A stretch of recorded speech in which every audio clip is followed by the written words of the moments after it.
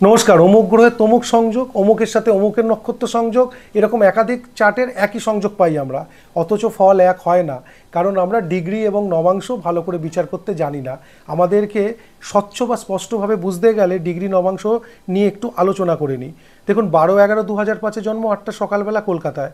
বৃশ্চিক লগ্ন। আমরা বলেছি এই চারটির উচ্চবিদ্যা এবং কর্ম নিয়ে জানবো। উচ্চবিদ্যায় দেখুন শনি, অর্থাৎ নবমে শনি বসে, নবমের লর্ড চন্দ্র, সে বৃহস্পতির ঘরে রাহু কানেক্টেড হলেও ডিগ্রিগত পার্থক্য আছে। আমরা নবাংশে আসি। দেখুন, লগ্ন কিন্তু বৃশ্চিকই রাখবো, কারণ একটা মানুষের একটাই লগ্ন হয়, 50টা লগ্ন হয় না।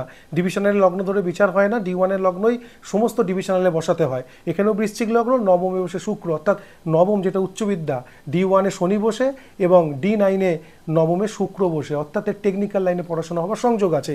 আরও জোর দিয়ে কী করে বলবো, দেখুন দশমের অধিপতি যে রবি, সে কিন্তু নবাংশতে সেই শুক্রের ঘরেই বসে, এবং রবি শুক্রের ঘরে নিচস্থ হয়েছে D1-এ, কিন্তু মঙ্গল দৃষ্টি দিয়েছে বলে নিচভঙ্গ হয়েছে। অর্থাৎ রবি দশমপতিরও সংযোগ শুক্রের সাথে, নবমে শনি শুক্র D1 D9 সংযোগ, তার টেকনিক্যাল পড়াশোনা করবে, কোন পদ সে হোল্ড করবে। দেখুন এখানে রবি মঙ্গল দৃষ্টি পেয়ে নিচভঙ্গ হয়েছে, বৃহস্পতি কানেকশন করেছে, তাই রবি মঙ্গল বৃহস্পতির সংযোগে আমরা অ্যাডমিনিস্ট্রেশন বা ম্যানেজমেন্টের কর্মপদ লাভ করার কথা বলি। এখানে টেকনিক্যাল লাইনে পড়াশোনা করলেও ম্যানেজমেন্টের পদ লাভ করবে।